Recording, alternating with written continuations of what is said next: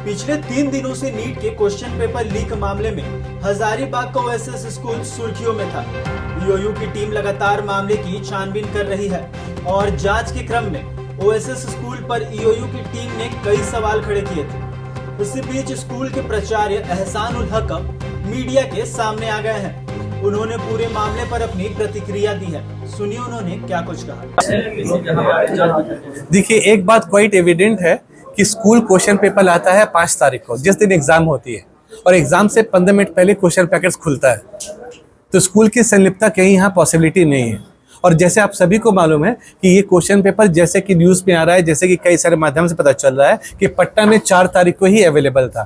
तो ये बहुत बड़ा जांच का विषय है कि 4 तारीख को तो क्वेश्चन पैकेट्स हमारे पास नहीं था, तो 4 तारीख को क्वेश्चन पैकेट जिनके पास था, 3 तारीख को क्वेश्चन पैकेट जिनके पास था, काइंडली आप जांच वहाँ करें। आपके ऊपर आरोप लग रहा है कि क्वेश्चन पेपर जो पैकेट है तो छेड़छाड़ हुई, किस रूप में देखते हैं? हाँ बोलिए, बोला।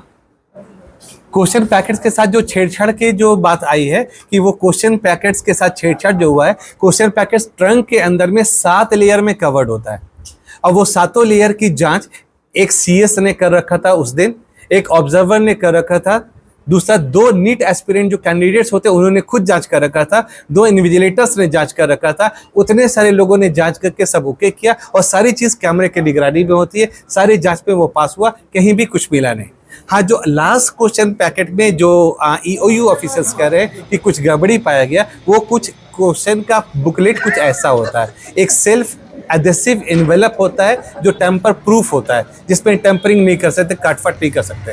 नॉर्मली उससे क्वेश्चन स्टूडेंट के सामने कैंची से कट कर निकाला जाता है। 24 बच्चे एक क्लासरूम में होते हैं, उनके सामने से कैंची से कट करके निकाला जाता है, जिसका विटनेस बच्चे भी होते हैं, उन्होंने विटनेस भी होते हैं, उन्होंने गवाही भी दी इस बात की कि हमारे सामने ये कटिंग हुआ, सब कुछ ओके था, उन्होंने पैकेट को देखा।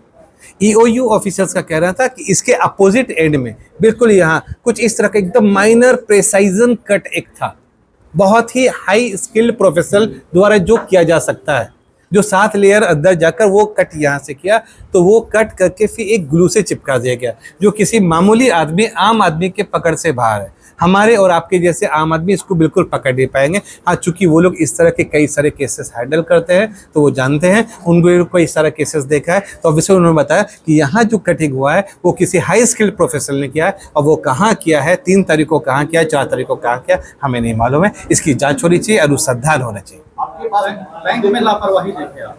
बैंक में कुछ लापरवाही देखा गया, उनको नोटिस भी किया गया है, और ट्रांसपोर्टेशन एजेंसी में कुछ लापरवाही किया देखा गया, जिनको उन्होंने देखा है और इस पर रिपोर्ट भी गई है। बैंक से क्या गड़बड़ी?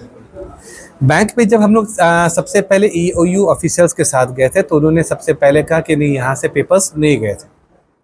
उसके बाद हम लोग वापस दूसरे बैंक गए, वहाँ मालूम हुआ नहीं गए थे। अल्टीमेटली जब तीसरी बार गए तो उन्होंने डांटा और कहा पेपर्स तो यहीं से गए थे, आपको जानकारी नहीं है।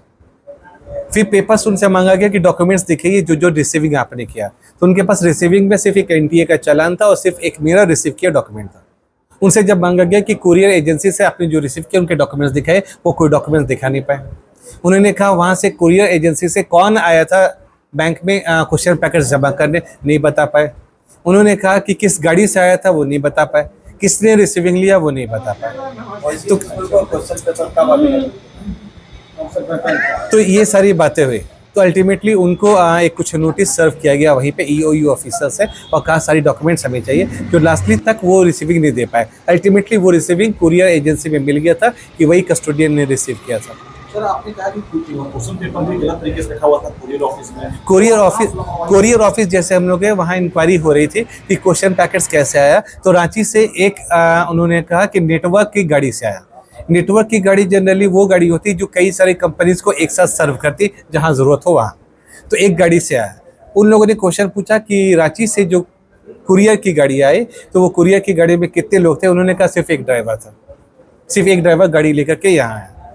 और फिर कैसे हुआ, तो कैमरे में देखा गया कि उन्होंने क्वेश्चन ट्रंक्स को बिल्कुल एक दुकान के फॉर्म में उसकी ऑफिस है, उस ऑफिस के सामने गिरा दिया और गाड़ी चले गए। उन्होंने क्वेश्चन पूछा कि यही यहाँ से 1-2 किलोमीटर दूर बैंक है, यही ट्रक, यही गाड़ी क्यों नहीं वहाँ तक पहुँचाई? उन्होंने कहा कि ड्राइवर नहीं माना। उन्होंने क्वेश्चन पूछा कि फिर यहाँ से बैंक आपने कैसे पहुँचाया? तो उन्होंने कहा कि हमने ई रिक्शा से पहुँचाया। तो इस बात को ईओयू ऑफिसर्स ने बिल्कुल कहा कि ये बहुत गैर जिम्मेदाराना है कि इस तरह से ट्रांसपोर्टेशन किया, जबकि इतनी सेंसिटिव पेपर्स ये थे।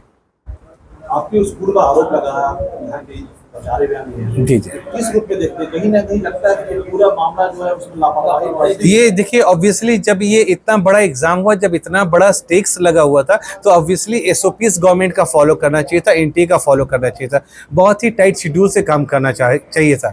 जितने भी स्कूल्स में एग्जाम हुआ, सारे स्कूल में सारे सीएस ने सारे एसओपीस को फॉलो किया, सारे ऑब्जर्वर्स ने एसओपीस को फॉलो किया, सारे इन्विजिलेटर्स ने एसओपीस को फॉलो किया, सारे बच्चे जो गवाह थे इस बात का, जिन्होंने लिखित में गवाही दिया कि that everything was all right, कहीं कुछ भी गड़बड़ नहीं था, जो खुद नीट एस्पिरेंट्स थे, उन लोगों ने इस बात का गवाही दिया कि कहीं यहाँ किसी भी सेंटर में कुछ गड़बड़ी नहीं हुआ।